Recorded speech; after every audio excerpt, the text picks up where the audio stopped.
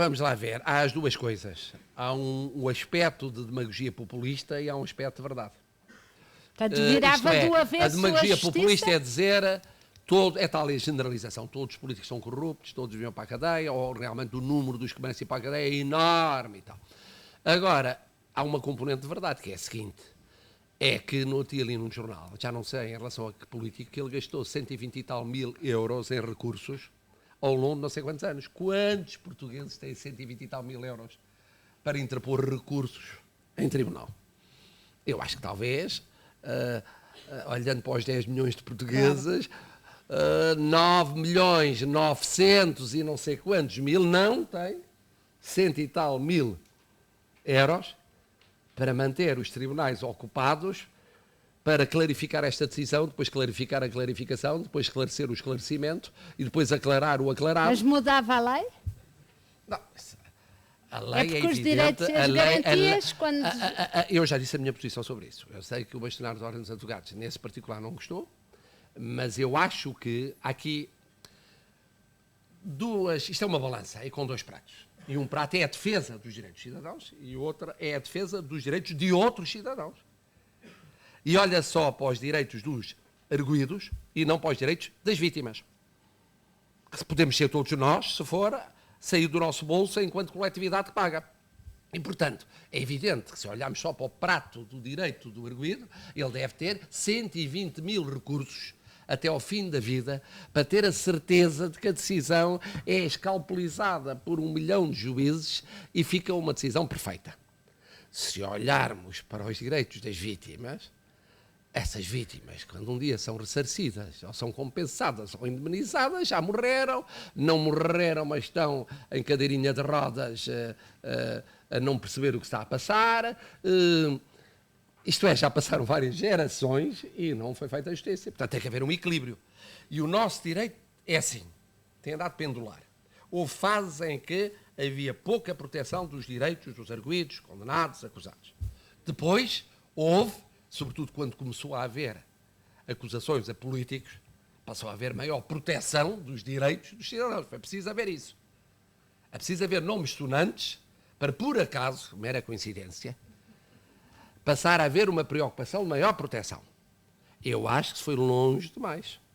E, portanto, agora é talvez compensar um bocadinho do lado dos direitos das vítimas. A Isabel queria ter aqui um divã e nós achámos que não era muito razoável. Um bocadinho erótico e pornográfico, não é? Não faz parte da lógica do programa. Não Isabel, aliás, a menos seja a metodologia do ISPA. A honra foi do nosso produtor António Santos, que disse muito bem que se íamos pôr a política no divã, devíamos ter um divã na sala. Mas... Seria eu a responder deitado num divã. Dava tanta alegria a tantos amigos meus em toda a Europa. E depois hoje, e no mundo. Hoje a Isabel de repente começou a dizer, bom, mas então vamos ter que falar do id e do super-eu, qualquer coisa apimentado para que case com esta casa aquilo que está a falar em relação... Eu dizia isto enquanto tomava uns comprimidos cor-de-rosas e o Eduardo punha o seu ar mais descontraído do mundo e dizia que tudo ia acontecer magicamente. Não era magicamente, era com a certeza de quem temos ao pé de nós.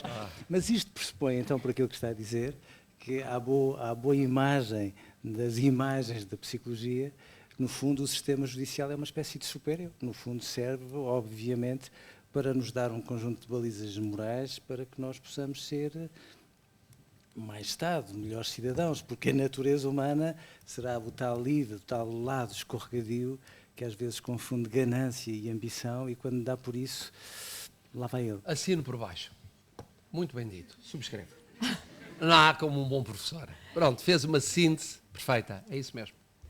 É isso mesmo. Portanto, a justiça deve ser isso. Não é só a justiça, as instituições em geral devem ser isso, em termos de cidadania.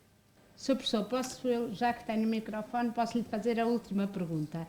O John Kennedy dizia que as mães querem todas que os seus filhos venham a ser presidentes da República, mas não querem que sejam políticos para lá chegarem. É o caso da sua?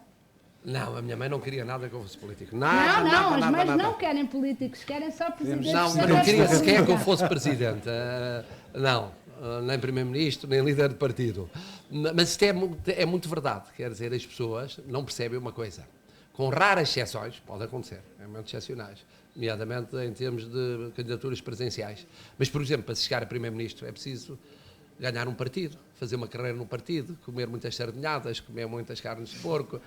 Visitar os mercados. Não é só visitar os mercados, visitar muitas secções, ter relações com as estruturas partidárias, haver toda uma rede de influências. Só por acaso, a mim foi por acaso, houve um vazio conjuntural e tal, em que cheguei lá contra todas as evidências. Mas normalmente as pessoas acham que é possível chegar a um lugar de topo numa democracia que se põe partidos, à margem da lógica de funcionamento dos partidos. Isso não é possível. E, portanto, talvez por isso, muita gente que, teoricamente, pudesse chegar lá, mas não está para isso, não chega. E outros que nós não veríamos a chegar lá, chegam. Mas é assim. Mas, no fundo, nenhuma mãe quer ver as setas para baixo nos jornais. Não, esse é outro problema muito importante, é que falamos da psicologia dos políticos, não falamos da psicologia da família dos políticos. Porque o político ainda decide ser político. Mas os que vivem com o político, a família do político, não foi ouvida nem achada normalmente. E sofre tanto ou mais do que sofre o político. O filho do político chega à escola, o teu pai é uma besta. Já viste que o teu pai é uma besta? Hein? E vem para casa, ó pai, dizem-me que eu sou uma besta por causa do que o pai fez e está... E não, bom, tem que estar habituado a isso, a considerar que o pai não é só bestial, de vez em quando é besta e tal. Mas ninguém ouviu o filho ou a filha do político no momento em que se tratou de tomar a decisão de ser político. Professor Marcelo, a Isabel tentou devagarinho tirar daqui uma grande manchete para aparecer nas notícias. Mas não conseguiu. Não conseguiu. Não, eu evitei o mais possível. Eu vou insistir. Ela queria muito saber até que ponto é que, no fundo, independentemente do seu percurso não passar todo pela política, até que ponto é que, de alguma forma... Volta à política? Vou voltar à política? Não, essa? ou pelo menos candidatar-se a um cargo mais suave que, de alguma forma, possa ser... Isso é pergunta crónica. Não vai ser candidato presencial, é isso que você quer perguntar. Eu o que tenho dito e que digo, mas é exatamente o seguinte, daqui por entre 2 anos e 2 anos e meio vou pensar nisso, prometo que vou pensar nisso e até vos digo qual é o critério da minha opção, que é o seguinte: se eu encontrar alguém que, na minha opinião, preencha esse lugar melhor do que eu preencheria, eu não sou candidato. Se eu entender que não há rigorosamente ninguém que preencha melhor, eu posso vir a ser candidato. Mas depois é preciso estar vivo, ter saúde e ter condições pessoais, familiares e outras para ser, quer dizer, não. Mas quer dizer, mas a primeira é a mais importante. Quer dizer, já estou numa idade em que não morro se não for Presidente da República. Até provavelmente, até vivo mais e melhor não sendo, tal como isto está, não é? Exatamente. Bom, portanto, então, deu-nos uma manchete nos 50 anos do ISPA e daqui a 2 anos vamos saber. Voltamos a fazer uma conversa. Voltamos a fazer uma com conversa. repetentes, 2 ou 3 repetentes, a maior parte já será outra. Os professores serão os mesmos, cada vez mais novos e dinâmicos. E aí nós faremos um ponto da situação. Então eu queria agradecer-lhe imenso e queria, antes de terminar, agradecer às pessoas que tornaram esta emissão possível.